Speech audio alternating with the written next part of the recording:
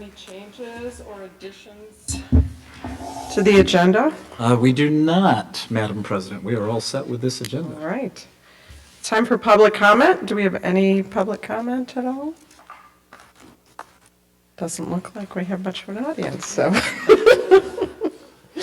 All right, moving on to the consent agenda. Does anyone have anything they want to pull out of the consent agenda? No. All right. I move that we accept the consent agenda as presented. Is there any discussion? Oh, sorry. Sorry. No discussion? All in favor? Aye. Aye. Any opposed? All right. Motion carries to accept the consent agenda. Moving on to discussion items, we have our softball overnight for the Holton tournament. Do you have anything you want to say about that, Mark? We've had a rather frustrating snafu with the date of prom. We had our prom date penciled in here at Glen Lake for at least a few months, for April 18th. To find out just a couple of weeks ago that it was set for April 25th, the countywide prom. April 25th. And so we had to essentially cancel a softball tournament that day for the 25th so our girls could attend. So we've been looking for a tournament, found some quality competition at a Holton tournament the week before where we thought prom was going to be. And so it would be a fantastic experience for our girls not to lose a tournament date and to go to Holton against what will be some great competition for the kids. This will come before you, board, at the March regular meeting for an action item. How many teams? 4. So we'll get 2 games. Same class? Or Roughly, yeah. Okay. Division 3. Good. That's good stuff. Hopefully they won't have any snow on the fields. Well, that's nice to get Never know. a little bit further south Yep. in April as well. Yes, as you know. Nice job finding that tournament. Yeah. Mark, well done. Thanks, Mark. Thank you. Next item is our field trips.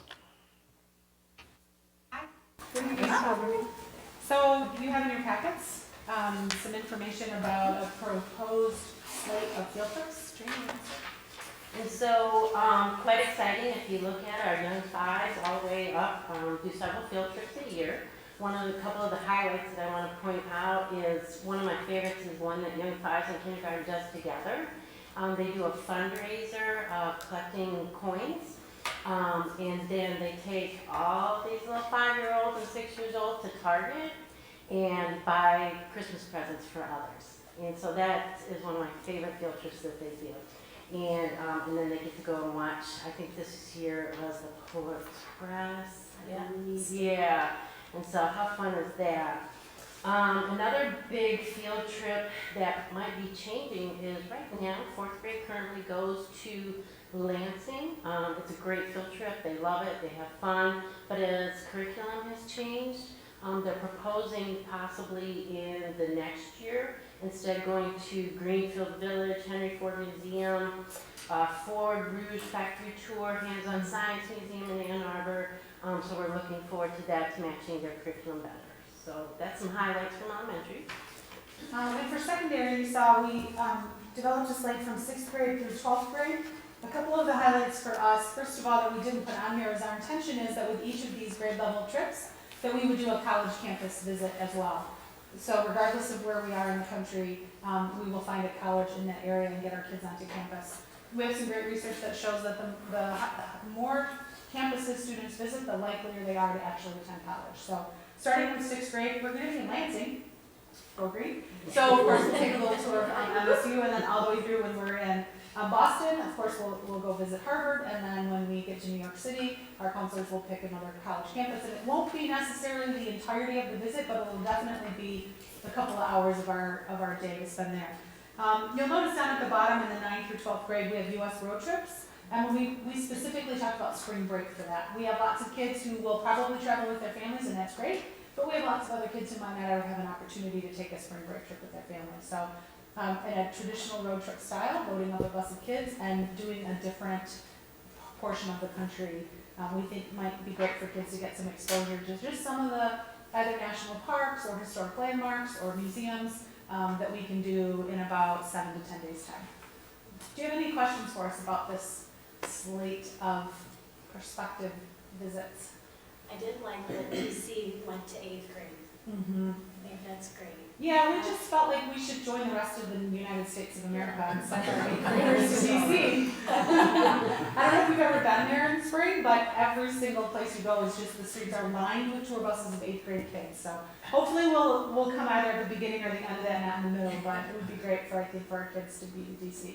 And it was fascinating because in the conversation we had with staff, we had tons of staff who've never been to Washington, DC. So we're gonna get some staff to DC as well. Yeah, that's great. Just one comment on the spring break idea. I think it's just inspired, because we have young people that may not, with their families, be able to get out to Yellowstone and see the Grand Tetons, get out to Bryce Canyon, the north rim of the Grand Canyon, the Four Corners.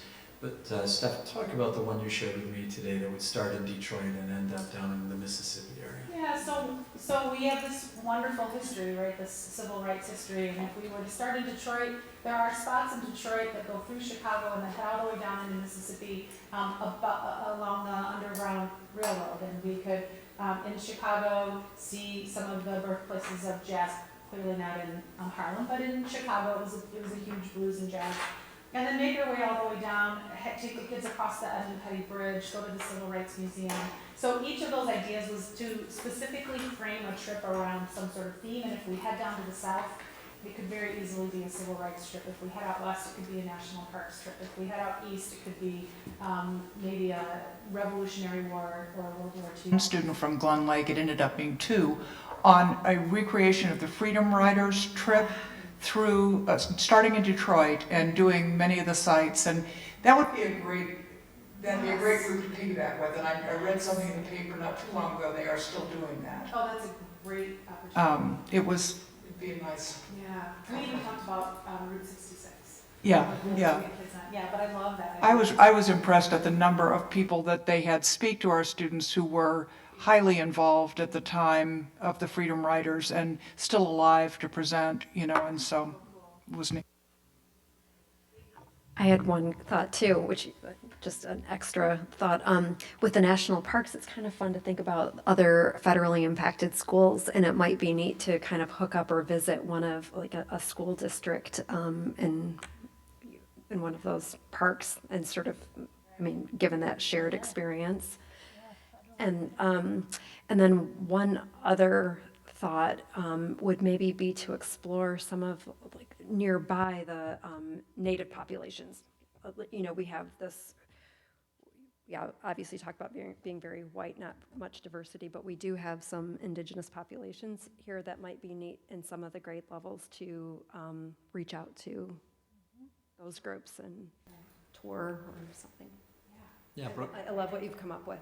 Those are great ideas. One of our FLISA partners has Custer State Park in South Dakota, which has the largest wild roaming herd of buffalo, and of course you're right there by Mount Rushmore and beyond, just the scenic value of all of that area. And we could reach out and maybe even stay at the school or something. We could take some air mattresses, but I think we could have some fun with that. And now I'm thinking of what books we would read. So we got them ready. Sure, relaxing, yeah. It's easy to do that. That's great, thank you. Sarah Shuttler and Gavin and I were talking about, after they had spoken with Trina, about Greenfield Village and Henry Ford Museum and all. And so after our conversation, Sarah sent me a quote that she found this weekend. This is from a gentleman I've never heard of before, Jonah Lehrer. We travel because distance and difference are the secret tonic of creativity. When we get home, home is still the same. But something inside our minds has changed, and that changes everything. Isn't that what we're seeking for our students? Absolutely.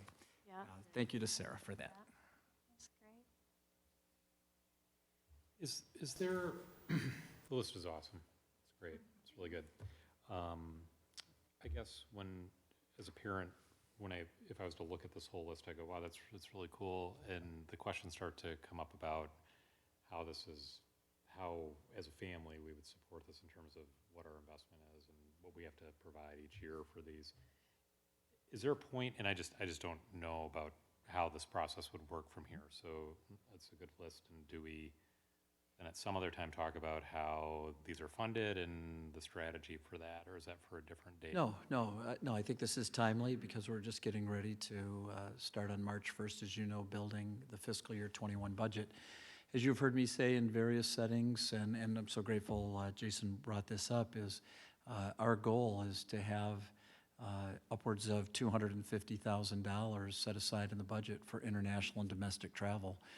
Because our goal, Jason, if we're saying that these trips are valuable and part of our curriculum and an enhancement to the experiences we want for our children, to go out to the parents and say, let's sell some more candy bars, right? 5th grade parents. Let's have another magazine drive.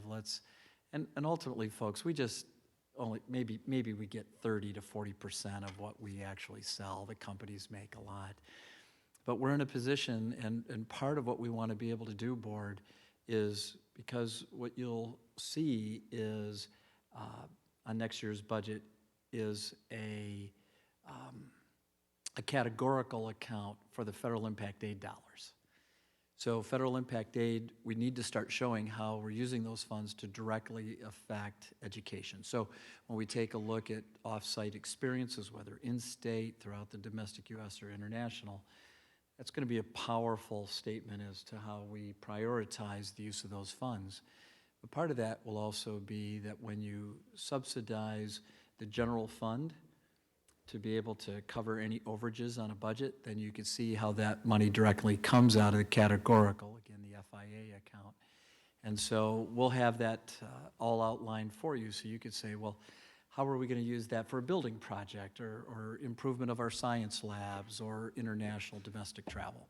So all of those things will be before you, and you can say yay or nay. You can amend, change, whatever you desire, board. But our goal is to put you in a position to be able to use those funds so that we aren't going and draining family energy accounts and really make the statement that it's that important to us that our children have those kinds of experiences so that they do come back with changed minds, changed lives, change our school, make our hallways and our classrooms that much more dynamic because of the conversations they'll be able to have and the experiences that they'll share.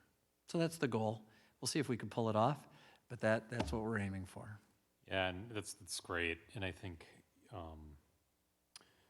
fundraising in and of itself, it can be a healthy activity and as long as it isn't a burden, right? And I think it's hard to align our values, with the fundraisers as well. I know it's tough to find the funding mechanisms, not to be too critical of candy bars and bread products and that sort of thing. It's one of those things where you go, man, I'm not sure that even our fundraising mechanisms for these things are really in line with what our wellness goals would be, things like that. So it's great to hear that we're looking for a different way of doing this, and the whole thing is clean all the way through. That's the hope, Jason. Yeah. Yep. Okay. Oh, but exciting. Thank you. Thank you, Stephanie. Next topic is the curriculum alignment. All right, I think I made a corny joke before about going through a big document one by one. I'll save you that this time. But this is elementary, primarily K through 4th, and then we'll add 5 through 12 right here. And this is a work in progress. And this is what teachers have put together over the last couple of months. Some fantastic conversation in this work.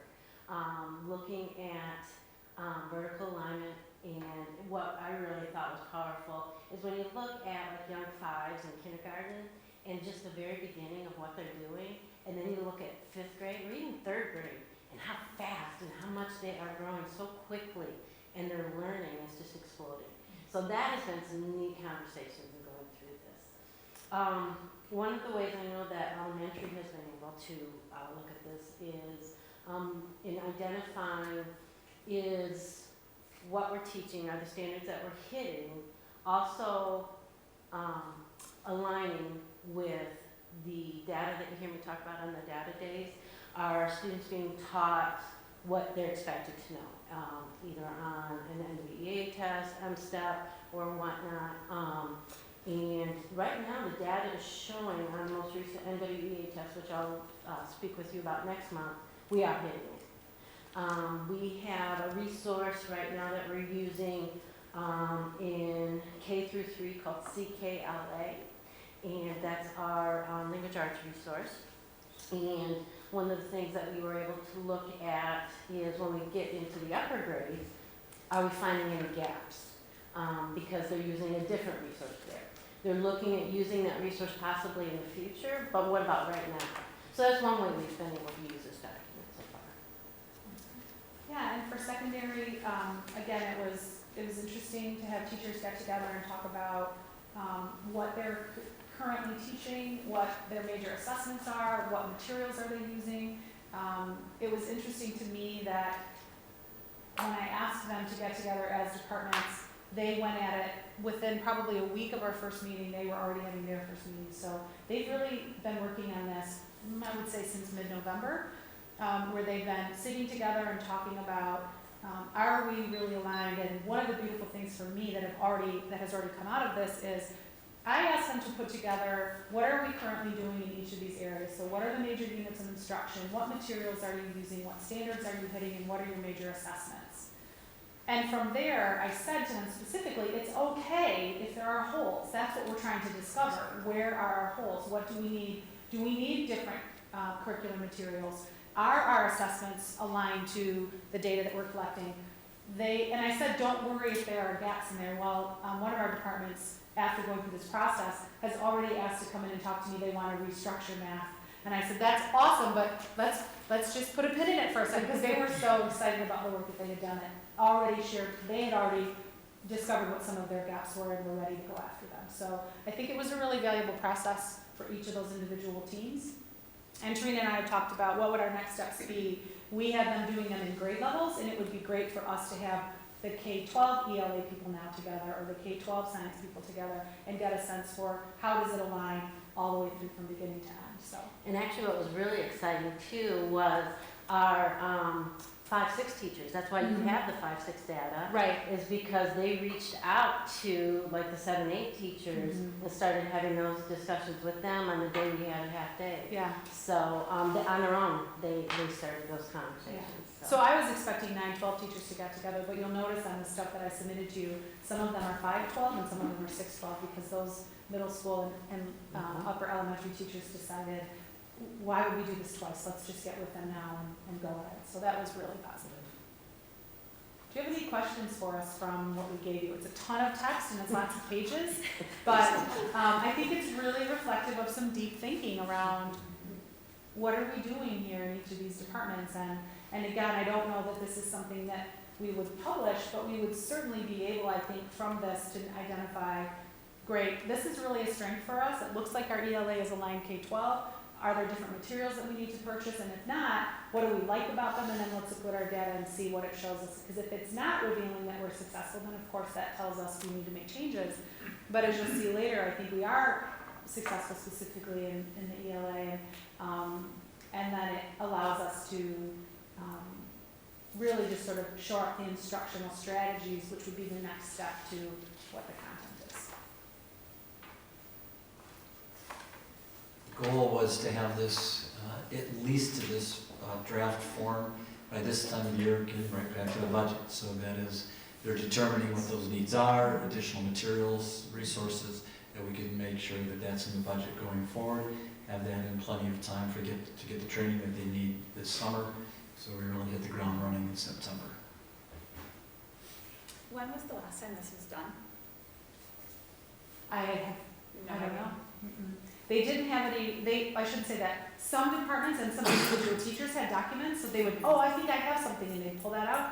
And so I know, for example, in ELA, they had different documents from different time periods, and they really were just working to condense some of the work that they had previously done.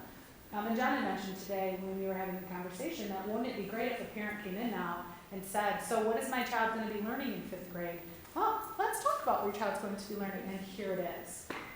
And so I think for me, one of the next steps that Trina and I can look at is, I really like the idea of grade level profiles, so that if we do have visiting parents, we can hand them a folder, and it can say lower L, upper L, middle school, high school, and there's a profile of what their child's going to be getting at each of those levels. I think it's great, not just from a marketing perspective, but also from an instructional perspective, so that we can say, this is what a Glen-like educational experience looks like for your child. Stephanie, would you take a few moments and talk about the importance of being able to not only align our curriculum, Trina, you can sure weigh in on this as well, but we had a conversation with Jenna earlier today, and that need to be able to show that growth with equity, no matter what the cohort strengths and weaknesses are. How might this play into our ability to see a little bit more of a balanced increased line versus a roller coaster line like we have now? Yeah, so that's a great question. And so when I think about, when we talk about what happens in the classroom, there's this concept of the instructional core, that there are 3 things happening that are interplaying at all times, and one of those pieces is the curriculum, right? So that's alive in the classroom. And then there's the impact of the instructional model of the teacher, and then there's what the student brings to the table. So when we talk about aligning or shoring this stuff up, once we have this document, we know what high quality then curriculum looks like. We can then go to the next level and say, based on our data, does our data bear that our curriculum is serving our students? And if it doesn't, what are the instructional pieces that we have to put into place? Because we need a high quality curriculum in the hands of a highly effective instructor in front of our students. And so it helps us fill those 3 pieces. And then you jump to middle school, and the emphasis might be on grammar and vocabulary in the absence of text. What happened to that text connect? Train our staff in order to be able to manage both what they had in the past and help them develop to the next level. So one of the things that we had talked about was, and you'll see this a little bit later, our data line looks like this. We're always above the ISD and we're always above the state, but our own cohort of children look more like this, which when you look at that, it looks like our success is dependent upon the student in the classroom. We'd like there to be a little bit more consistency in a trend that just looks like that, which tells us our instructional model is aligned to the curriculum that they have as well. So that was part of that conversation earlier. And that's really critical, isn't it? Because not only does this process allow us to determine where there are gaps in vertical alignment with each subject area or discipline, but also then, as Steph said so well, finding gaps in our instructional model. So when you're able to do both and align those and reduce the gaps, bridge those gaps, then we'll be able to see some pretty remarkable things from our young people, and consistently so. Yeah, and that's the word we're really looking for. Is one of the things you'll notice in that data packet later is you've got a several year pattern here, so you can see the trends from, I think it goes all the way up to 2008. And ideally, we'd like to see a line that looks like that, and we see a little bit of a stair step. So we'd like to level out those highs and lows and keep a trajectory going with an upward trend. And we'll use this year as our baseline. We'll be mindful of the past, but this is really going to be our baseline year. Great job, principals. Thank you. Rick, did you have? Just a quick question. So what do we do, and refresh my memory, what are we doing to make sure that if an instructor needs some help in a certain area, that we're helping them to get that, even in terms of paying for some of that? Absolutely. Trina, Stephanie, when we have someone that might need an EDP, or even not at that level yet, what are some of the strategies that you've already begun to use this year? Instructional coaching model. I'm talking about the teachers. We are. Okay, all right. Right, the instructional coaching model right now, and getting into classrooms and looking at how are they meeting the standards in the curriculum, where are they lacking. We're using that. Right now we're looking for professional development outside of the school, as well as what we can bring into the school. We had a day and a half this year. I'm sending teachers to different classes like that. The ISD offers a lot of professional development. I think that's what the biggest effect would be, is the administrator getting into the classroom, like we've talked about before with the new SSL positions, actually knowing what the teachers are doing and being able to assist from there. So that includes the AP instructors also? So our advanced placement instructors are encouraged, at least I've encouraged them to do, there are two kinds of training they can receive. There are week-long trainings that happen in late spring, early summer, and then there are anywhere from 1 to 2 day workshops throughout the course of the year.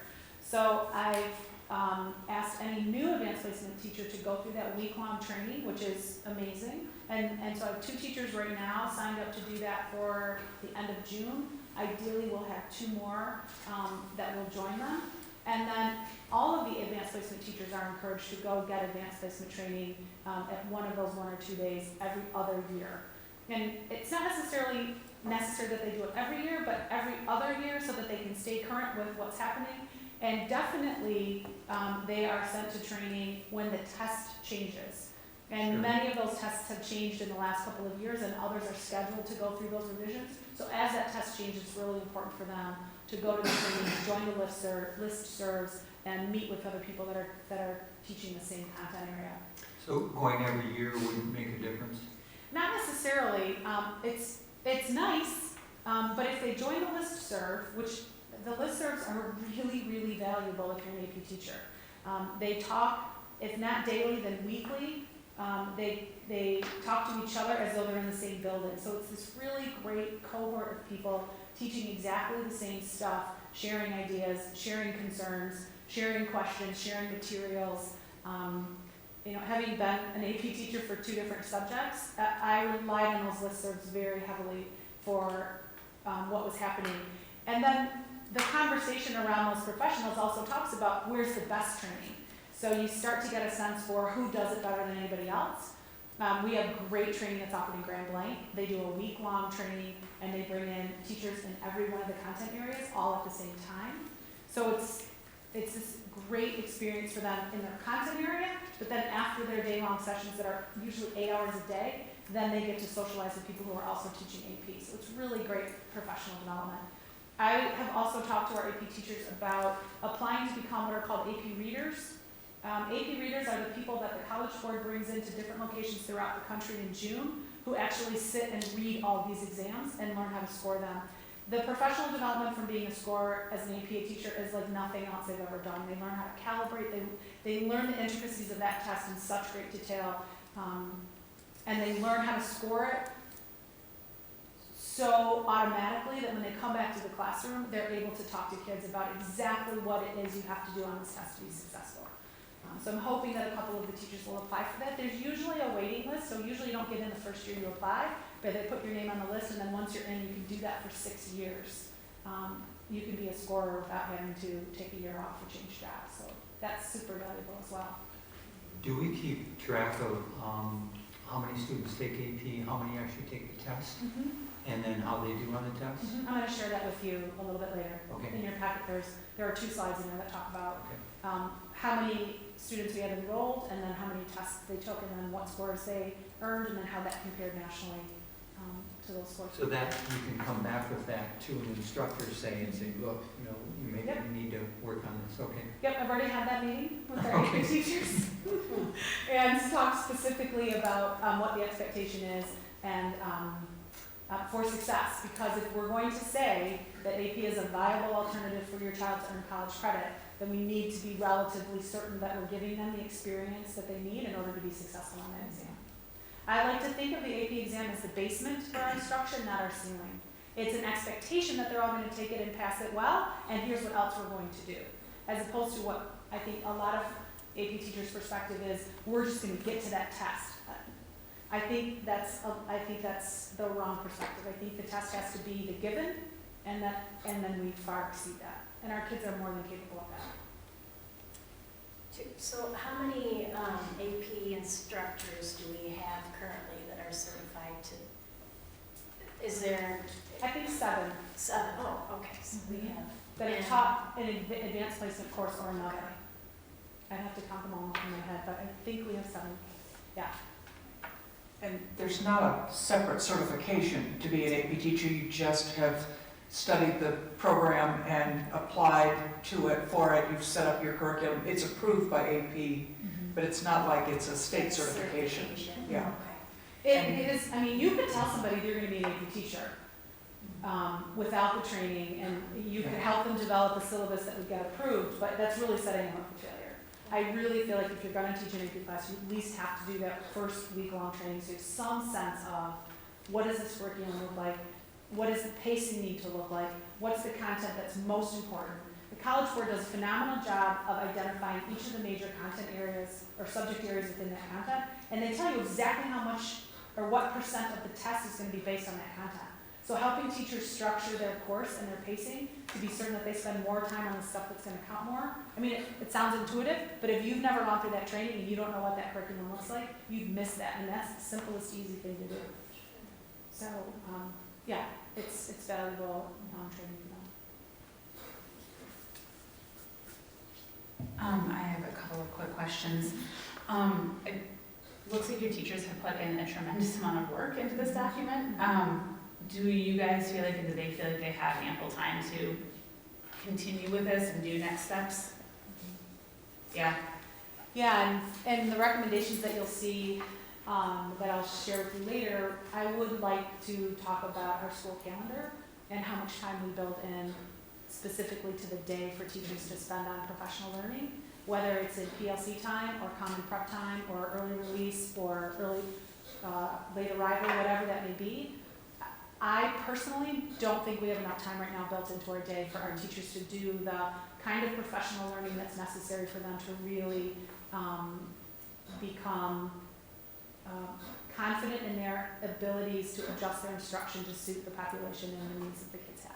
And that's through no fault of their own. Of course, they're amazing, right? But there are some really great professional learning models out there that provide on-the-spot, job-embedded, continual improvement opportunities for staff that I think we could. Even if we do nothing more than shore up our PLC, our use of our PLCs, I think that would be the first easiest step. We wouldn't have to change anything other than what we do with PLC time. And even to have more days Yes. built into the calendar for professional development, because outside of August, we just have that one day in October, and that was a hugely productive day for us. But to have nothing after that, that's pretty rough. But we have been talking with the GLFT Executive Committee, and we'll be doing a review of the calendar for next year and see if there are some things that we could do to make sure we stay within all of the state guidelines for minutes, hours, number of days. But find answers. That's the goal. And the teachers are very much wanting to do the same. So it should be a good process. I'd love to see like first grade have time to meet with second grade, and then second grade also be able to meet with third grade and have those conversations, because right now they don't have common planning times, so just a couple groups. And then if the next step is K-12 like department alignment, they have to have time to meet. Right. And we know that research shows us that one-hit wonder PD doesn't work. So one day where we launch something wonderful and then send them off into the web, it just doesn't work. The job becomes its own machine, and it's too difficult when it's not sustained and supported throughout the course of their school year. Steph, share your thought that when we were talking with Jenna about a 7-period day and how that whole PD piece could potentially align, kind of going along with Trina and what you were just suggesting. So in my dream world, we would have a 7-period day where teachers would teach 5 of those hours and have 2 of those off. And we would align by department. 1 of those hours would be common prep time, so they could have specific time to sit with one another every single day in addition to their prep time for their individual class. We know again from when we do research across other nations that up to about 60% of a teacher's day is spent in instruction and 40% of their day is spent in collaboration and learning. And if we flip that and we look at what we do here, we're not even close. So we know that for nations that are outperforming us and even school districts that are outperforming us, they spend a considerable more amount of time in intentional collaboration and intentional learning. So I'd like for us to get to a 7-hour day. If for no other reason, then it would provide us that opportunity to put daily collaboration and learning time in place. And under that model, board, thank you, Steph. Under that model, it's less creepy for the teachers, because when right now they teach 5 sections with 1 prep. And so when you go to a 7-period day, you say, well, now you're going to teach 6 and have, again, just that 1 prep period. But under this model, it's still the 5. and they get more professional development time to work with their colleagues every day. I mean, definitely a concept that we're looking at, much more to do to make sure we can cover all of those prep periods with teaching sections. And it provides our students an opportunity to take more. Yes. They don't have to limit the number of their electives, and they can get more out of their time here. In another district, we moved from a 6-period to a 7-period day, and the electives, not just for the high school, but for the middle school, was expanded tremendously. It just brought a lot of excitement and energy in for the kids. They felt grown up. They felt like they were able to really get into areas that were of greater interest to them, which helped them get through the rest of the day for the core required courses. So. And I think if you look at the true definition of what a PLC or a professional learning community is, it is expanded from what we're doing right now. It does allow grade levels to meet, and it allows departments to meet, and giving both of those times, and to collaborate together, lesson plan together, have those conversations, problem solve together. It's constant, and so right now we don't have that time to do a true PLC. Yet. Right, I love yet. So is this something you're thinking about trying to do for fall? Just We're started just throwing broaching it it. out there. We dream big, right? Right now, we're really focused on the schedule.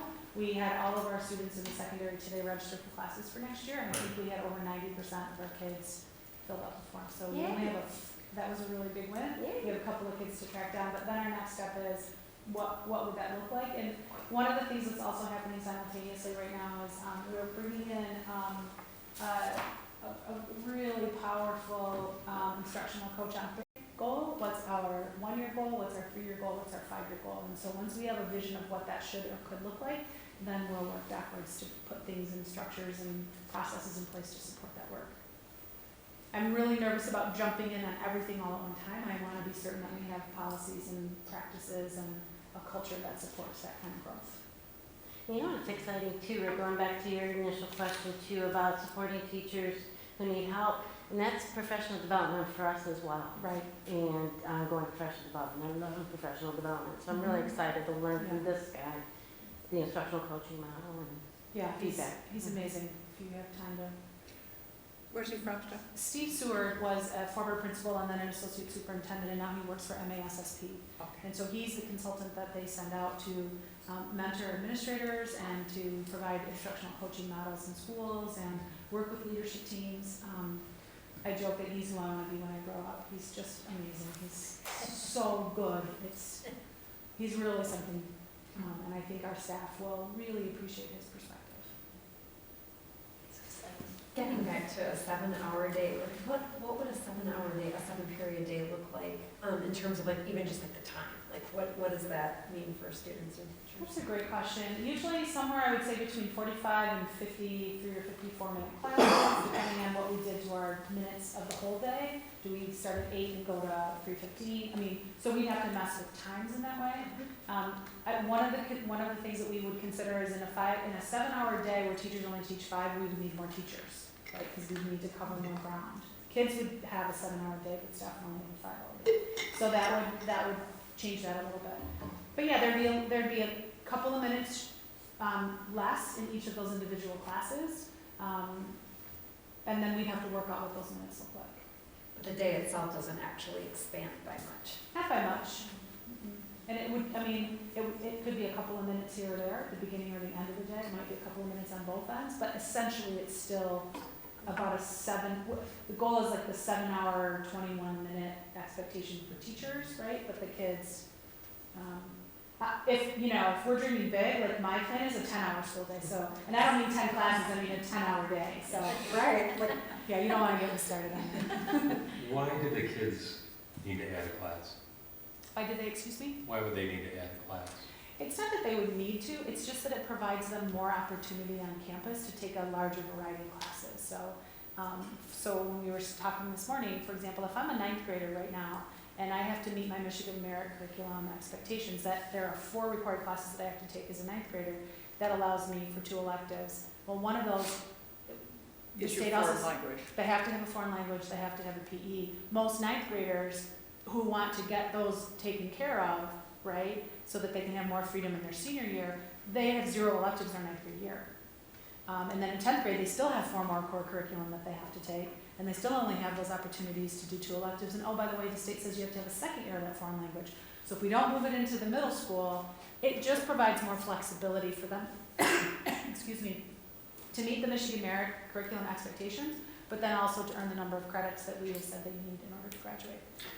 The reason I ask is only because the concept of more time for professional development and preparing yourself isn't just about professionals, it's about, children too. Sure. So I mean, the same concept in terms of giving them extra time to prepare, review, collaborate. Yep. Could be as valuable for them as what it is for the teachers. So For sure. Is this something to consider in terms of versus giving them more weight? Yeah. So. And the nice thing is, if we were to go to 7, there's more freedom in the day for the student to have an hour free, because we were only saying you need 21 credits to graduate. Well, you have a 6-hour day times 4, that's 24. There's only 3 opportunities in there, right, for them to either, you don't want them to, but for, let's say, fail a class or have an hour where they can be a little more flexible.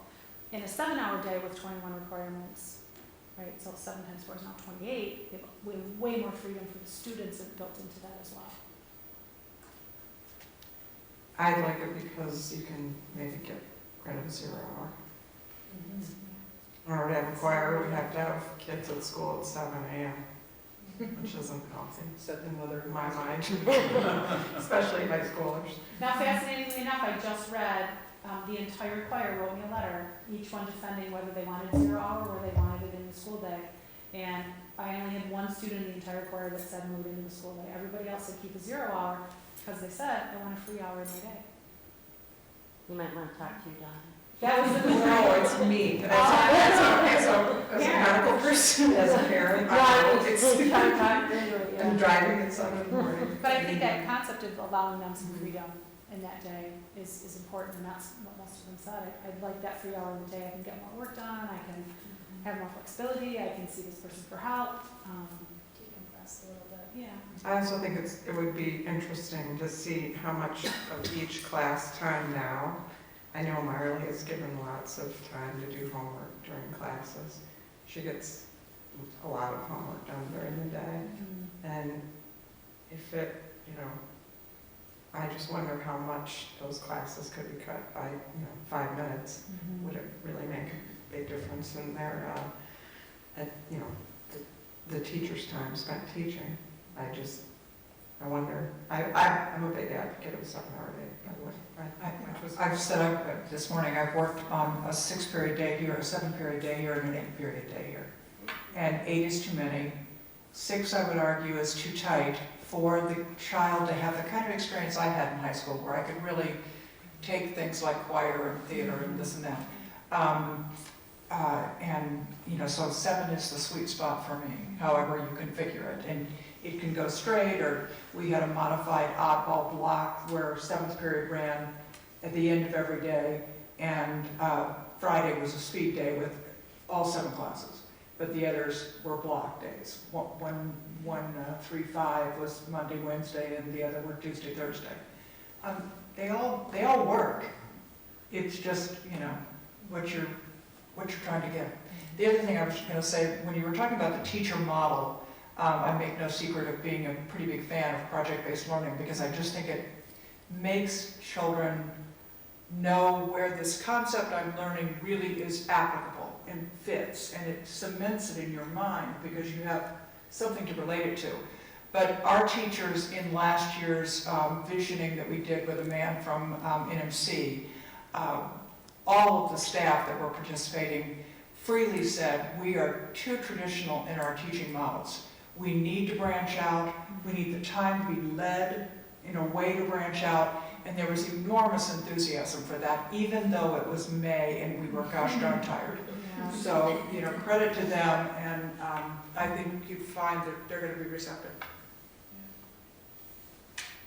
I have one question, sort of a little bit leads on that. Do we have anyone besides you all, do we have anyone whose job it is to be instructional coaches? Like, do we have people who are like the math tag? No. Does the ISD provide anything like that? They do. Do we utilize it? Some teachers do. Our math team specifically utilizes, they all participate in the ISD math PLC around the CPM curriculum. And Karen Reister, the math coordinator for the ISD, provides some coaching for individual teachers. And I know the science participates in the PLC as well, at the ISD level. I don't know how many of them utilize the instructional coach from the ISD, but they are available if they want that. And our Title I teacher, Jen Gretzmacher, does some of that too, especially when we're going through the data and what student needs are and what she's learning in her brain theory research. And so she does fill a little bit of that need. Thanks. Anything else? One of the things I'm excited about that you're doing this is we had kind of talked about kind of in a dream world having a situation where we really were able to plug kids into their level rather than just a classroom level.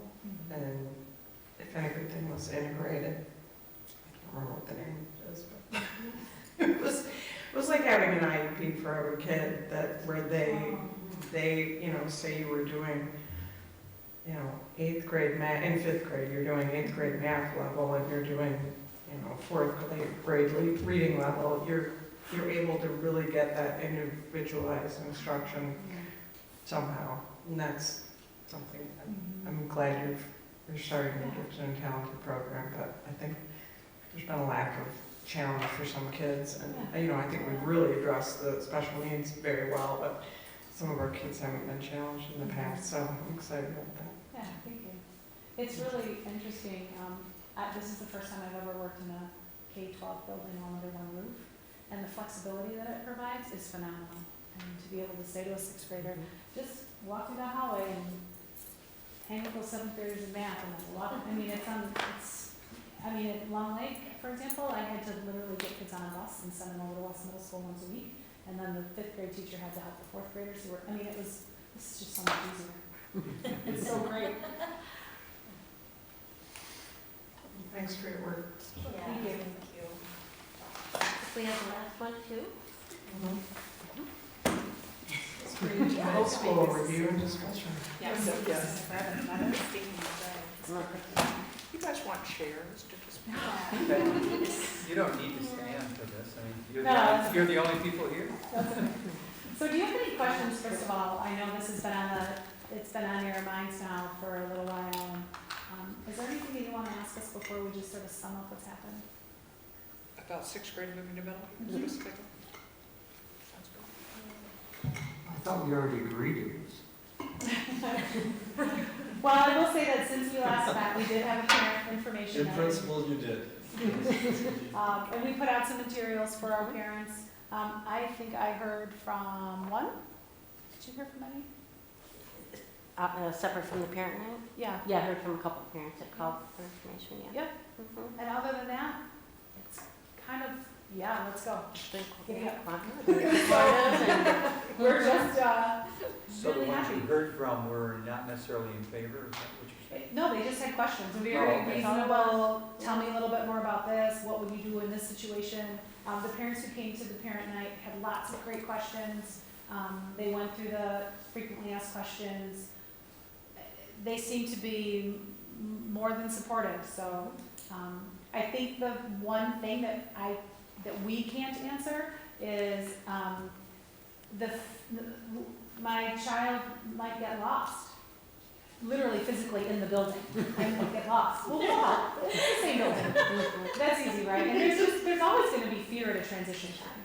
So as much as we can do to mitigate that fear is really what we're going to try to do. But we'll have open house with 5th graders, and we'll bring them in, and they'll have a partner and a buddy, and we'll do the same with 6th graders, and the 5th and 6th graders will come together, and they'll have each other because they have each other now. So it's not a new cohort of kids, it's not new teachers, it's just a different hallway, really.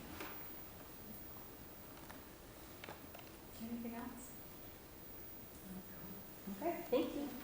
Thanks. Yeah, thanks. Thank you. It's time to move on to our action items. We only have one, 2820, the approval of a special meeting on February 25th, 2020.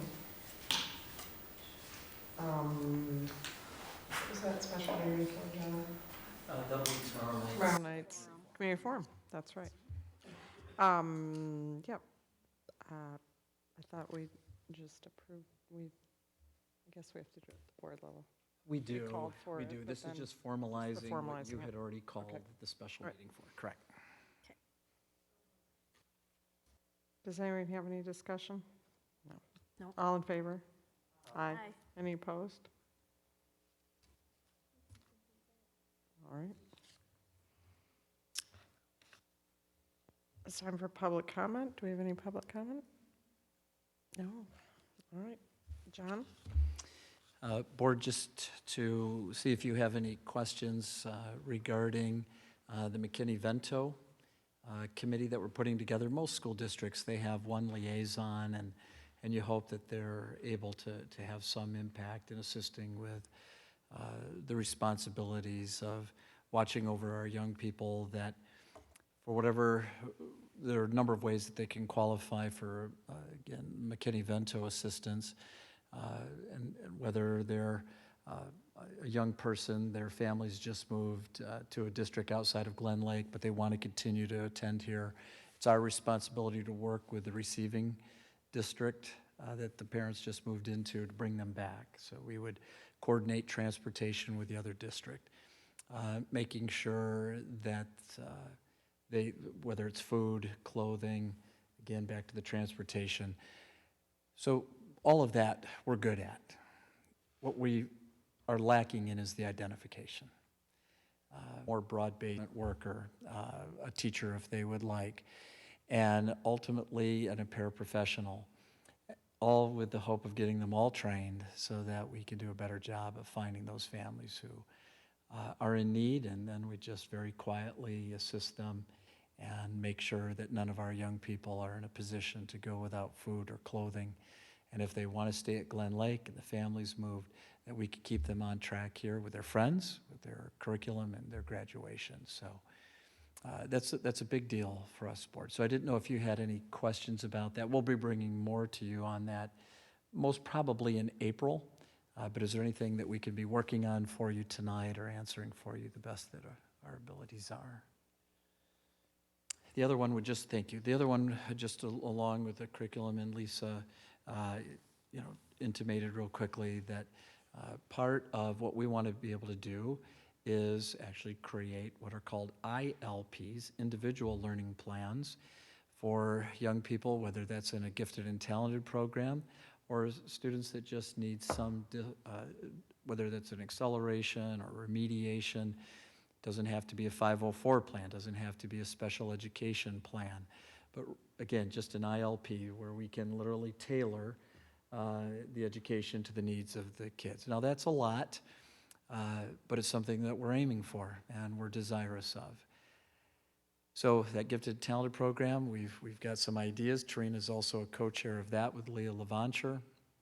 Leah, both because of her talent and her energy, but because she does know how to develop IEPs, right, as a special education teacher. So we want to use her talent and capacities to be able to help us with the individualized learning plans for gifted and talented instruction.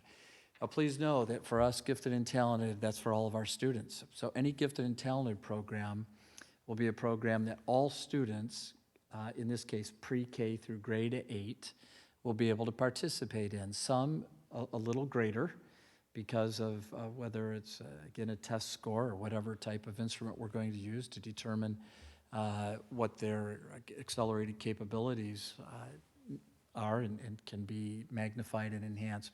But we want all of our students to know that if we're doing something with this particular group of students, it might even be an after-school program, so we're not taking them out of instructional day too significantly, but we want, again, GT programs that will affect project-wise, you go back to project-based learning, being able to affect all of our kids. Does that clear as mud? So we're just wanting to make sure this is broad-based on one hand, and it can get just as identified and specific and targeted as we'd like it to be on the other. So broad-based, like kind of not super exclusive, like it sounds like you're wanting to make it available. Absolutely, absolutely. Is that Yes, and this isn't just a perfunctory statement. We really do believe all of our students are gifted. And everyone's, we just need to help find that niche, and then, again, magnify that for them and with them. And some, they might not even realize, and yet they're part of a really dynamic art project, and they find out that they can make postcards and get cards from your great work, Jenna. Yeah, there you go. So that's all. We just want it to be an exploratory GT program as much as, again, a targeted student program. I love that. So we still will do some testing though, too? We will, Rick, yeah. All right. I really like the inclusionary part. I just remember when my kids were in school and, you know, wow, they're really special, and, you know, they're going over there and, you know, I mean, I could do that. I mean, you know, just that whole Absolutely. attitude, it just takes it right off the plate. I really like that. Thank you. And again, this will probably be an April or May presentation to you that our goal is to have it ready for September. And we've got parents that are very interested. We've already contacted them and asked them to be a part of our kind of beta testing group, and they're excited and want to be part of our parent advisory council as well for this. So all to come, but we look forward to your counsel and guidance on this as well. Other than that, Lisa, no other item for me. Board correspondence? I don't think we had anything written, but I would like to just take a moment to thank you. One of my very best friends has a child that has been needing to come to Glen Lake for a long time, and she finally made the move, and the feedback I got was she just is so blown away and wowed after 3 days of her child being here. She just can't believe she didn't do it sooner, and I just want to thank everyone. It was a really Well, we love that awesome young man. experience. Yeah. And she was an in-district student family that was going somewhere else, so, Wow, yeah. that's a lot to celebrate. That's Mhm. awesome. Yeah. Yeah. Yeah. I just want to, I'm assuming this is where I should put my note, but I just wanted to take a moment for the chili cook-off last Saturday.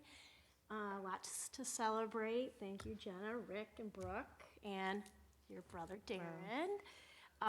It was very successful. I wanted to really actually do an extra thank you for the Sportsman Shop, Boondocks, and Arts, because, you know, even though we felt like our chili was number one, really everybody won. Our kids won. It was excellent. Well, I asked Darren about it, and Thank he you, said, Darren. well, you don't want to make it too good, or you have to come back next year. Well, we're already expecting that. But, you know, really, in reality, there is so much to celebrate because that, the Glen Lake Scholarship Program, they raised, I don't know the exact number. I thought it was 10,000, but then I was corrected 12. So, I mean, gosh, it was so worth given the, We had the kids from the Honor Society come yes. and volunteer. Yes, there were and- so many students there, and it just, Yeah. it was great. It was. That is a great, It was great wearing report. the chili hat. I saw the chili hat. Yes, I did. didn't see the chili. Oh, yeah. Thank goodness for Amazon. You can find anything. So anyway, I just wanted to make that note. For all the, I believe Tim Barr said it was their 12th year that we have done that, or they have done that, and it's a tremendous amount of, to be able to get that all together and for our kids. So, thank you. That's all I want to say. Thank you, everybody, for participating. You were there too, Jason. Yes, he was. Next year, you're gonna make the chili. I know, I'm sorry. You were all the way at the end and I forgot to thank you. He was there supporting, for sure. So upcoming, we have tomorrow is a community forum at 6 o'clock. On March 9th is our next regular meeting and then March 30th through April 4th is spring break, so we'll be not having that second March meeting. So that's it. Anything else? We We've need got, to Jason with the vision traction. tomorrow. Isaac. Tonight, we're going to. Oh, tonight. I'm sorry, Oh, there's one oh, good. No, it's not on here. Vision track. Oh, good. next. Oh, good. There it is. One more. All right. Jason. Look at this. You really grab stuff and go with it. I love it. Thanks, Bethany. Again, here's our couple of minutes of weird as we go into the Vision Traction Organizer review. Couple things, just a reminder, because this is the first time we're going to go back over to-dos. So to-dos are an interesting thing because it was actually something that we agreed upon in the meeting that we were going to have happen as a result of the meeting. So it creates a little bit of a different feel to things because it's like, oh, all of a sudden there's like a weird sense of an odd accountability I wasn't expecting to have here, but it's great. And so, you know, a couple things on a reminder, to-dos are just like our rocks, and all of this we built on the premise of 80%, right? We wanted to get 80% there. The reason we want to do 80% is because that's good enough. It moves us along the way. So even in the realm of to-dos, you know, success is 80% of those to-dos are done. And one of the reasons I say it that way is because if a to-do isn't completed in the time that we thought that it was going to be completed, it's a good thing. It's a good thing to understand that maybe our expectations were too high or there was something that came up along the way that kept us from getting there. And it offers the chance for discussion on that. Were we resourcing the expectation along the way? Was it too high? It's all good stuff. So even in the moment where we're like, oh, the to-do wasn't done, it's great. It gives us a chance to kind of reopen it. Now, again, with to-dos, what we're really just looking to find out is, did we do it or didn't we do it? Okay. And then some to-do, and that's all we really need to do any given night. And then sometimes we're going to come back and the to-do itself meant that there's going to be some follow-up information. I know we have one of those tonight for staff. So, but we'll go through that. So I'm going to start with our to-dos, and we're just going to go right down from the top and just see where we're at. So we had the issue. I'm learning your sheet here. So we had the issue, expenditures to plan metric. That's what came up from an issue that we had. And the to-do was by February 10th, show the first iteration of the report. And I think we may have made it a little more specific even to really talk about where Leanne and Rick were going to get together. And Leanne's not here tonight, so we have the option on this one. We can go ahead and report it if we know if the to-do is done We can report it. The What? Finance Committee meets every month, the Yep. first meeting of the month. And we met with Leanne. She presented the first report to us already, you know, so, you know, we're going to be getting that monthly from her, so. Awesome, done, It's- good. Yep. That's good, we're on the right track. That just means the first step in this process we took care of. Great work. Thanks, Leanne, wherever you are. Define enrollment changes, the first board meeting in May, discussion to set goals. So that is actually a May to-do, so we're not even looking to have this one complete tonight, so that's fine, we just move on. Define academic achievement.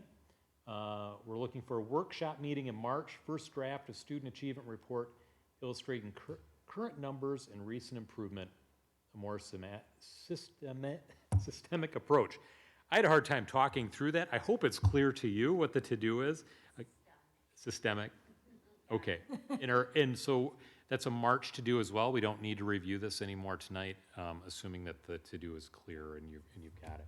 Last but not least on our to-dos, define the academic achievement metric. Workshop meeting in February, determine student achievement metric that will be reported to the board. So this is a done, not done, and you have something, I think, as the follow-up to make this done, which is right now. So go for it if you're ready. So you have in your packets just a little brief overview of some data that I shared with you. One of the things that we, of course, measure or monitor at the secondary level is our students' achievement on the state assessment. And we go a little bit deeper and we look at how many of those students have hit benchmark in the areas that the state would like. So that's for us, it's reading and writing and then math.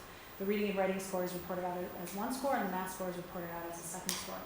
I also, because we are trying to move in the direction of increasing opportunity for students for advanced placement, I also reported out some advanced placement data to you. I made some observations and then some questions that the data revealed that we need to talk about at staff level. And then I also made some recommendations. So one of the things that in your packet that you'll notice is I just gave you a simple chart, and you might be wondering, well, where does this chart come from? It's this really cool tool.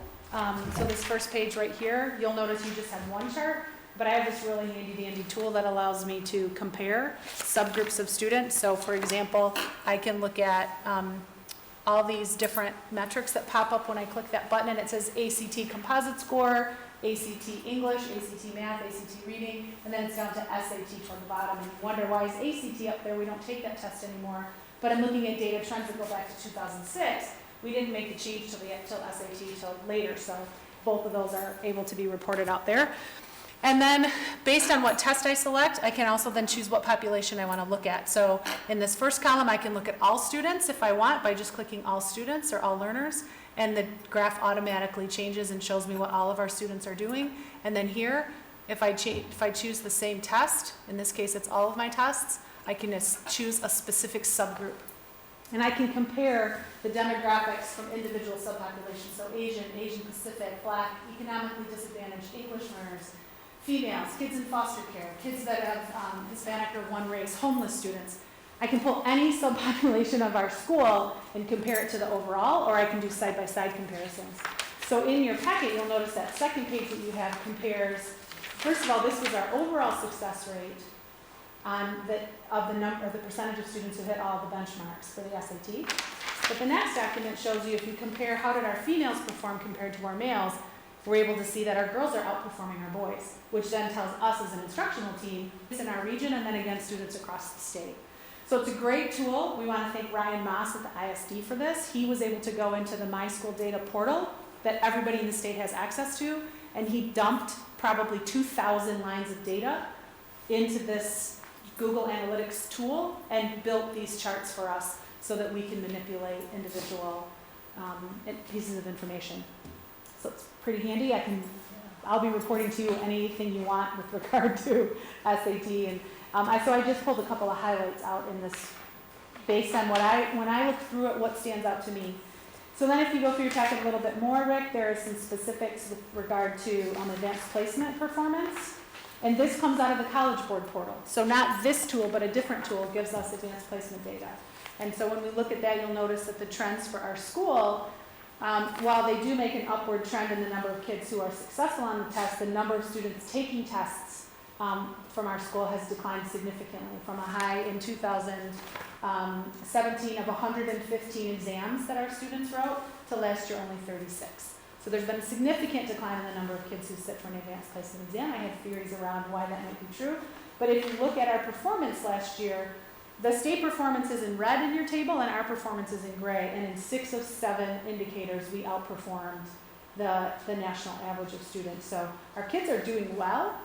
There's no reason why they can't continue to get better. That's really what that tells me. So you say you have some thoughts on why it dropped from 170 some to 30 some? I do. Oh, you want me to share those? Unless it's a secret. There have been, and in many cases it's a great thing, right? Kids have taken advantage of the dual enrollment opportunities at MNC. And they can take a class, for example, in a semester and finish it, whereas an advanced placement class is a year-long class in many instances. So a dual enrolled class is guaranteed credit if they score a C or above. An advanced placement class requires that they score a 3 or above on the test in order to transfer that college credit. So in talking to several parents, it's faster and it's more guaranteed than AP. I have serious concerns about the rigor and about the quality and about the competitiveness of our students if that's the only experience that they're having. So I'd like to see a balance to bring us back into a little bit more balance. Not do away with dual enrollment, but to provide a balance of how we use dual enrollment and why we use it. And fascinatingly enough, I've had lots of conversations with kids since we started this scheduling process. I had an email I was sharing with John on Sunday night. A student said, hey, I heard we're going to be able to do more AP. Can I take AP Chem next year? And that's exciting. When a student wants to email their principal on a Sunday night to ask if they can take an AP class, that's pretty exciting for me. So I shared that AP data with you. And then toward the end, the last slide that I gave you was other metrics that we monitor, that at any time you want information about those kinds of things, I can put something together and share that with you.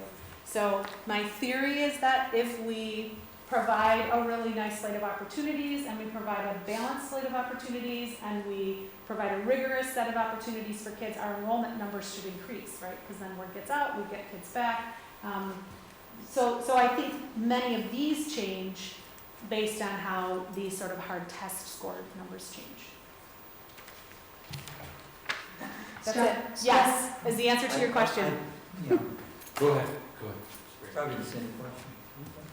Anyway, so how do you provide a fact sheet, a Cliff Notes version of what you just talked about, so that when somebody approaches us, we can explain to them the direction we're headed in and why we're doing that? I sit down and make it. One of the things that I really like, and I kind of hinted to it earlier, I would love to be able to put together a Glen Lake sort of marketing packet. And in that, I'd like for there to be something called Points of Pride, where I'd like to be able to identify some of these real great highlights of our student performance and literally just have them in there as highlights. But then also, we did a parent night Friday night for parents and shared a slide with them about our scheduling priorities. And so I think the message can go in as many different ways as people want it. I'm not a marketing expert, but I can put together some stuff and then find somebody who makes it pretty. You don't need to provide it to us necessarily if you do that marketing packet and then put it on the website, and we could direct them to the website. For so sure. You don't, say something wrong. Yeah. You sure have Jordan as our marketing Yes. alumni director. Jordan and I work, I'm forever saying, hey Jordan, I just have this really quick question, which he knows means, oh God, there's something coming on my plate. And then we can use Deb Free Oh, great. as well to make it as pretty as you'd like it to be. Great. Yeah, that would be great. If everyone, I'll say it a lot. Go ahead. I've got it. please. Okay. I want to make the point that I was making earlier because it's a metric that I think the board needs. And can I just point to your chart for 1 second? For sure. I come in because I'm concerned that we're cutting back a little too much on dual enrollment, and it has many advantages for many of our kids. But secondly, this doesn't work for me because I want to know where this class that got this wonderful score, who are our current seniors, where were they in 8th grade on that SAT test?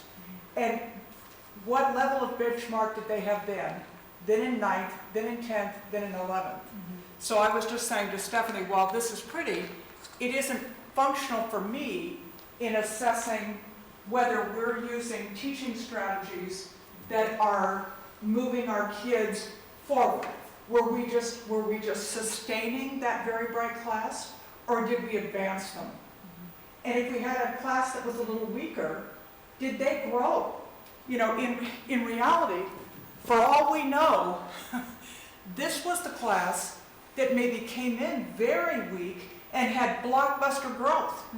We don't know that.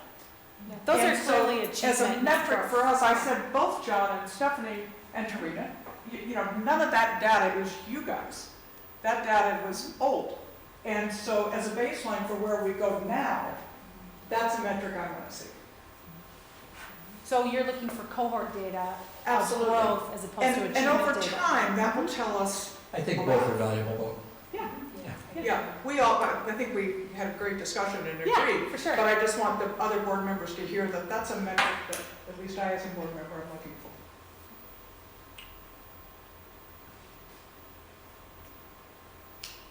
Thank you. Sure. That's great. I'm going to take a to-do, if that's okay, and that's to follow up. So one of the things that we're attempting to do here is to identify key metrics that we would report out on. So it'd be kind of a regular, like are we on track or off track? Just like a rock, the metric does that. And that builds our scorecard as a group that we'd review. A lot of times people get hung up in building scorecards because they want the numbers to be perfect, right? And so the first attempt is just to say, okay, this number works for us to be able to report it. And as long as we can report it, we're getting somewhere, right? And so what I'd like to do as a to-do is to do a follow-up with Stephanie just to find out which of the numbers you feel comfortable you'd like to report on, and then we just start building our scorecard. We can always adjust the numbers based on the value of it, and I'll take that as a to-do for the next time we review this, and just try to get us the first number out of or numbers that you would like to say, yeah, this is something that I feel like we could say, here's our benchmark, and we're on track, off track. Sound okay? Sound all right? Everyone agree with that as a good use of my time with this? Great, got it. Okay, awesome.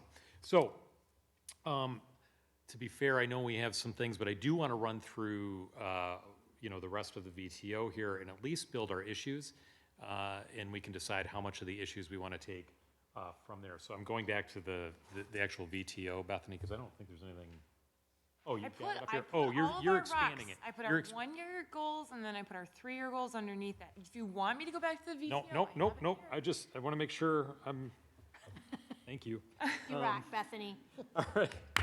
So this is, again, all we're looking for here is, do we feel like we're on track or off track? If someone feels like we're off track in here, or they need to put this on the issues list, then we just bring that up. Okay, otherwise we roll through.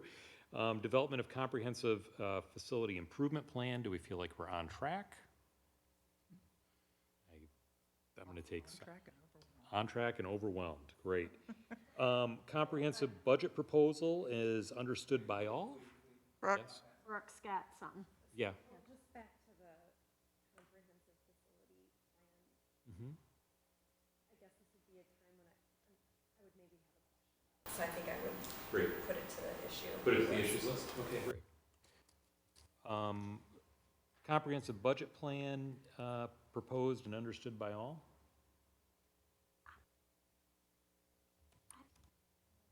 Well, I can only speak for myself, but from presentation last month from Superintendent Mr. Hoover and all the administration and team, I felt pretty darn smart by the end of that.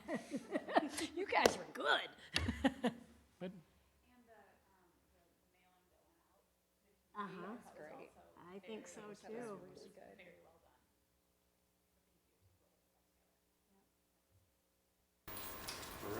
All right. Basic live streaming of board meetings.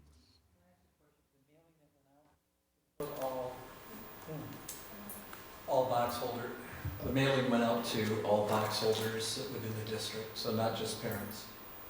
We've also sent it out electronically 3 times. Electronically, probably, I want to say 2 times before the previous meeting, 2 times before tomorrow's meeting. All registered voters, I did get a number back.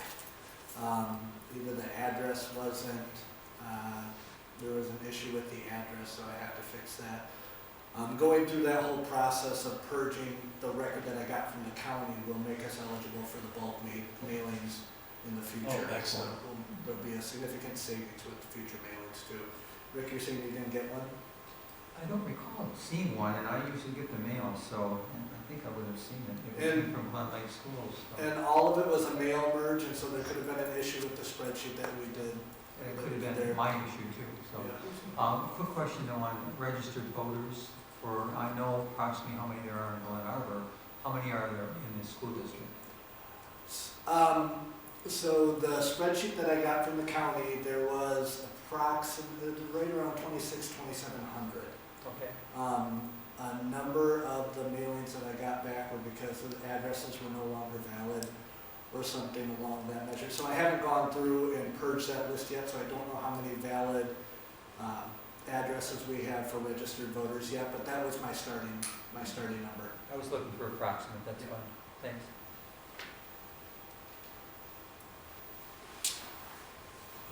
Curriculum review on February 24th, 2020. Seems like we're right on track on that one too. So what I'd like to do now is, for the first time, we'll just review the 3-year picture and the same question. Again, keeping in mind this is a 3-year window, so our expectations of where we're at is it's a good time to ask questions, and then keep in mind where we're going. So completed community facility? On track? On track. International and domestic travel offered to all students and staff? Nice work, you guys. Increased participation and opportunities in visual and performing arts. Definitely increased participation. Just from our spring play. The 20 5th graders. Yes. For the spring play. It was approximately 50. Bill Dungeon shared with me the first year he did it, there was 5 or 6 kids that showed up, and there was 50 for the spring play. So I have to say we're getting there. Great. Bus garage. On track. Additional life skills curriculum. Just have wood shop That one. being geared up for next fall. Okay. Awesome. That's awesome. Yeah, so in addition to what Amy White offers and some of what Laura Wiesen offers, that will be the one head road for us next year, but looking forward to the things, board, that you'd like additionally to that. I think it is, I love your term of being an incrementalist, but how did you word it? Yes. I would want to adopt that a little bit, because right now, as we've said already, on a 6-period day, we're proposing a whole lot of new course offerings in many, many areas, and we may find that we just don't have enough students to plug into the variety that we're offering. And so as we think next year about whether or not we move to a 7-period day, that would partner up with perhaps adding another life skills kind of a curriculum thing. I think we've already got wood shop. I think we're on track, because we ought to be a little bit careful, personally.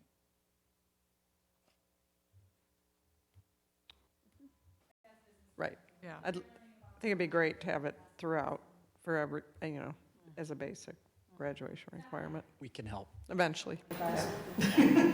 I told them I need their proposal after they're done with this unit on investing, and then I'll come in and they'll each pitch me what I should do with Mr. Groom's money.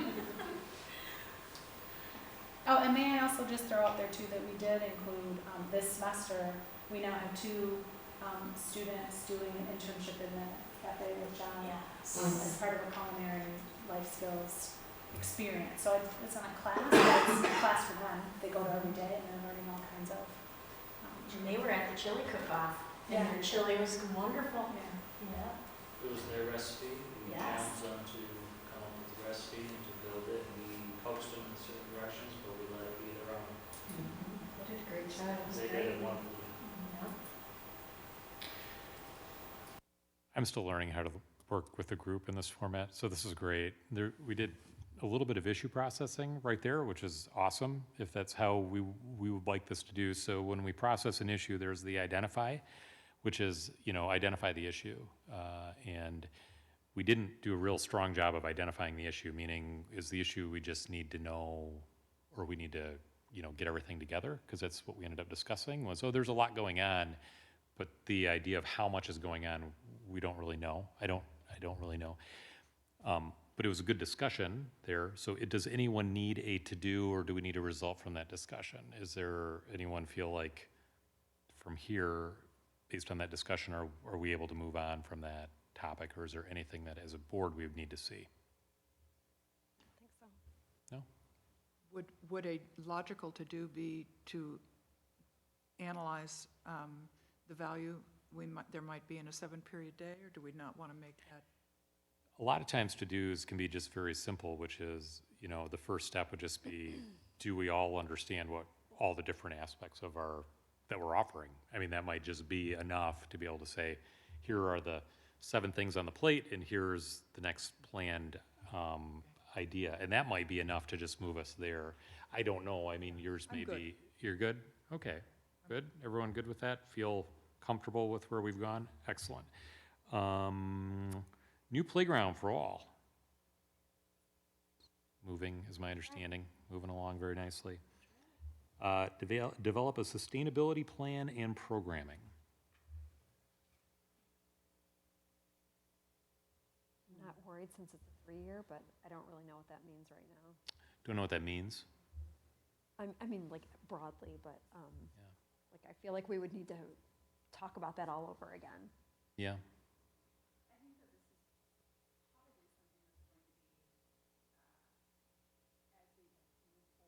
Community. center conversation. I think that some of this stuff, especially like the sustainability plan, I think that that will sort of happen, a conversation will happen naturally around that, but I think we are off track on that now, but I'm not worried about it. Through the first community forum, there was actually a lot of talk about ideas for sustainable aspects of anything that we do within the data there. So this may be a good thing to revisit the next time around that we do this, is what happened to that data, particularly in that area. Because there's a lot of neat ideas that came through there. One of the big things was wellness and sustainability as a group. No actions now, or Brooke, do you have? No, your comment just like sparked a question for me, but not about like this, so. I don't know if it. Who's the question for you? The question was like. On page wow, one. That's so interesting, like when do we, Go like. back to page one. It'd be so exciting to hear some of like the information that came from that data. Yes. from the community forum, but. I Tomorrow feel like night that's, like, after very 7 off o'clock. topic, right? Tomorrow night after 7 o'clock, Okay. feel free. There will All be right. some information shared. All right. Okay. Is this on or off track then? Am I doing red or green? Yeah, so is there to do, or or do we just know to, I think it's. this would be the next time this came through that we would follow back up on Leah's suggestion? Yeah. Okay, Is that a yellow then? good, it's on track for now? Is that a yellow, red? On track or off Throw a track is why yellow. we do this? It's on track. Oh, okay. Okay. I'm sorry, I'm getting off task. Explore Immersion Language Program? Yeah, that was one of them. Oh, how much time do you want us to take on this one? Again, this is, if there's an issue here of knowledge, of knowing what is going on, I think that in and of itself can just be a very simple to-do. Which is, we can always say, someone who feels like they own it, and I don't know who would own that. If there's information that just should be shared, then that's great. If there's no movement on it at all, meaning that this is totally off our radar, then that's an issue to more process. Like, is this something we need to kickstart at this point? Is this something that isn't? Well, Steph has an idea and a person, and it's pretty incredible. Okay. Pretty exciting. So we wait and watch. The green? For us, it's a green, Right. but we haven't shared anything with you, just Okay. because we've had other balls in the air that we've been juggling. But We trust you, so. yeah, we're pretty excited about what this might mean for us. Am I overspeaking that, Steph? If I am, correct me. Okay. Bam, green. We'll stay tuned. We're good with this on green. Again, my hope to do this is the 3-year picture. We do this every other time. So every other month, we'll review the 3-year picture. That's the goal here. So in 2 months, when this comes up, if you're more prepared or you guys feel like it's a moment for us to process this, then great, then that's good.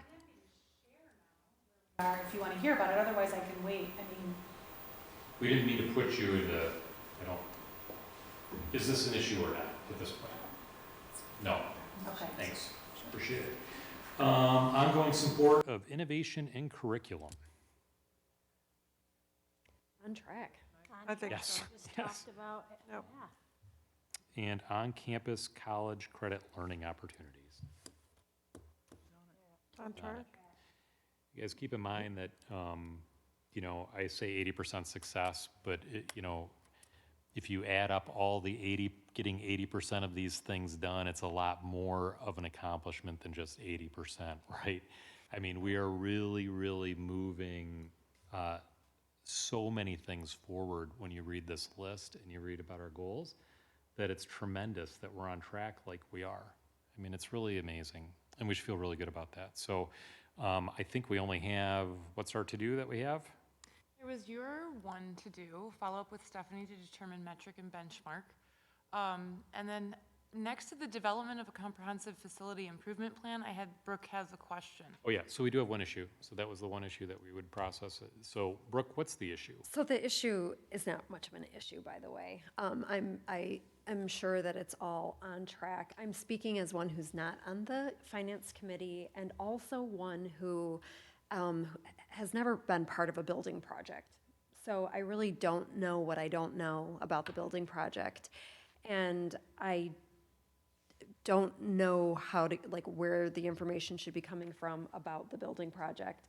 And I may or may not be the only one who has these questions. And so it's a question of communication and sort of wondering who should be responsible for that communication.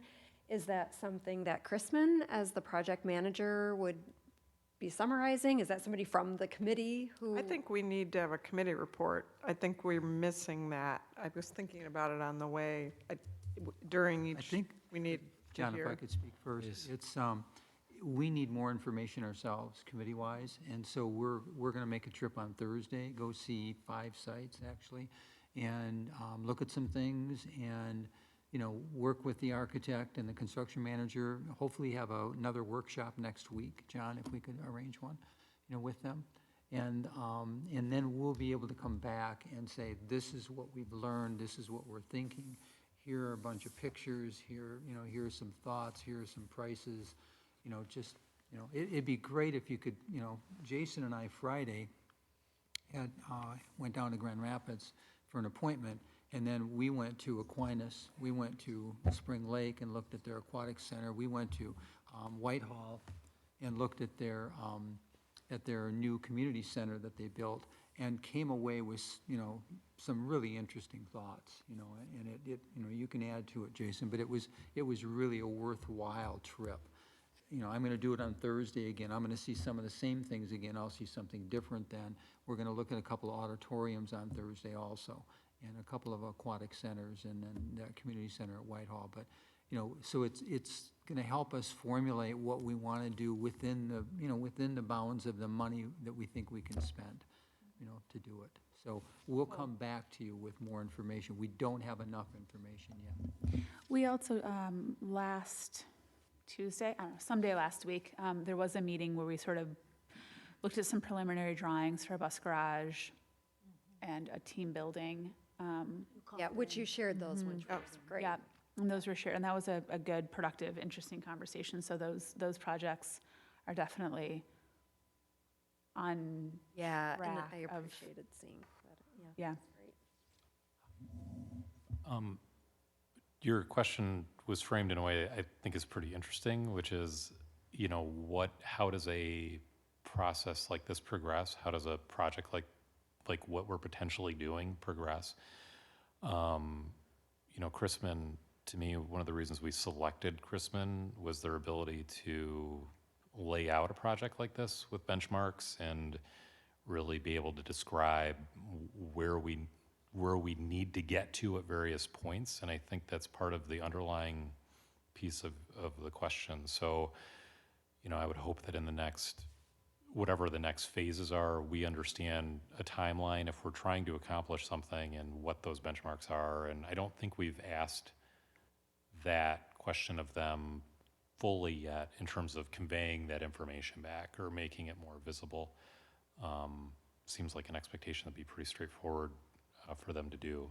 Yeah, absolutely, Jason. I sure could have done a better job of giving you a vision of that, because right now, we're at the phase where Matheson and Matheson Architects, they're doing this much of the work, and Chrisman has to just wait.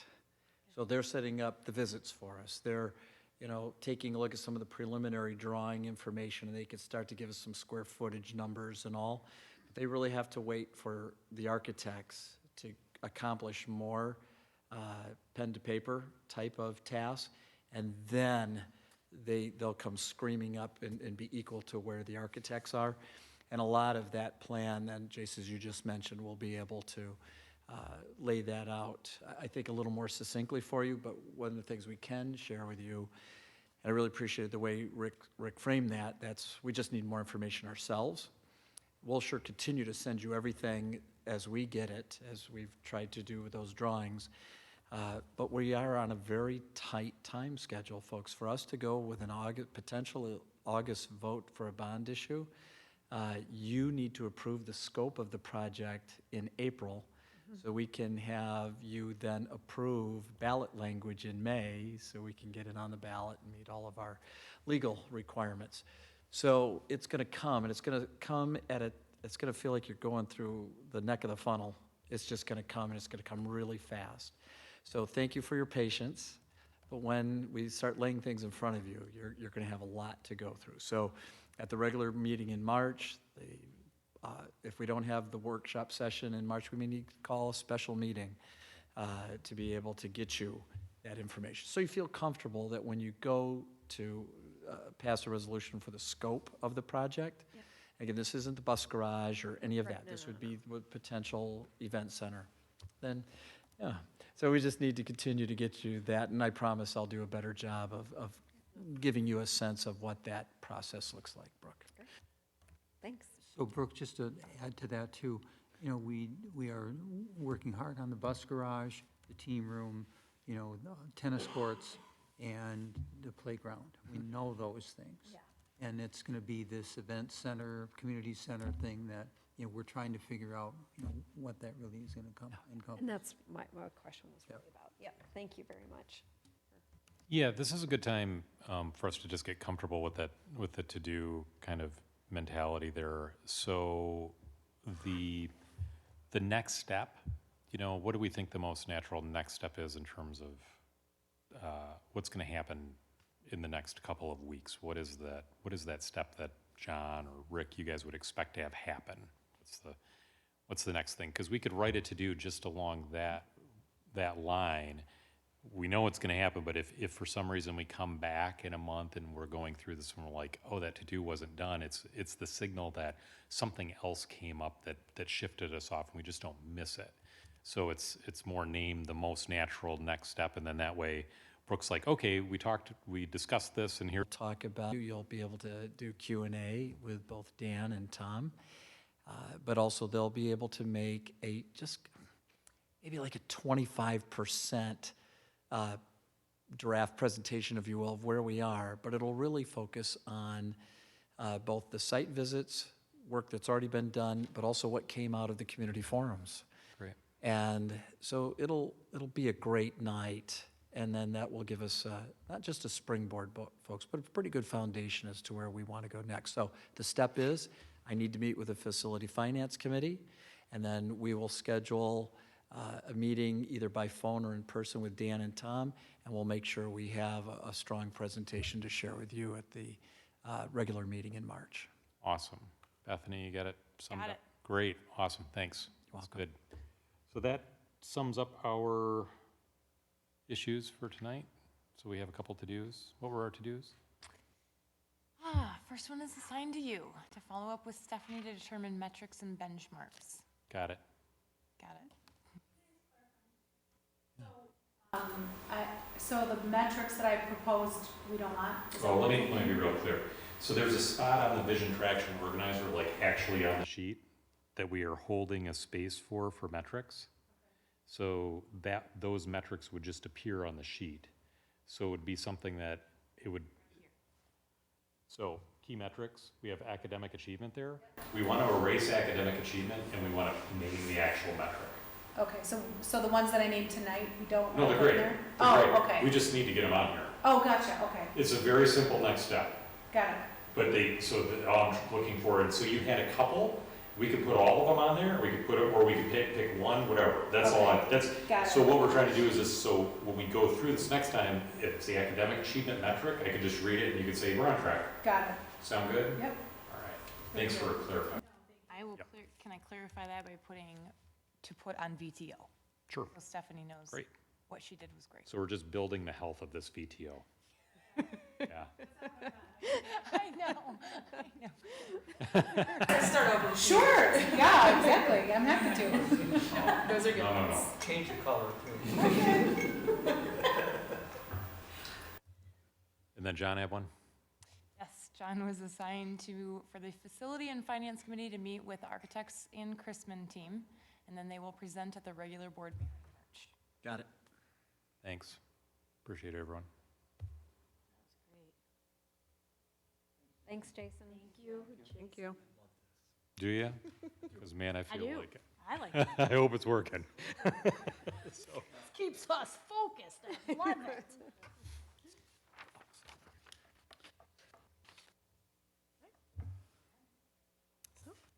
We were going to move into closed session.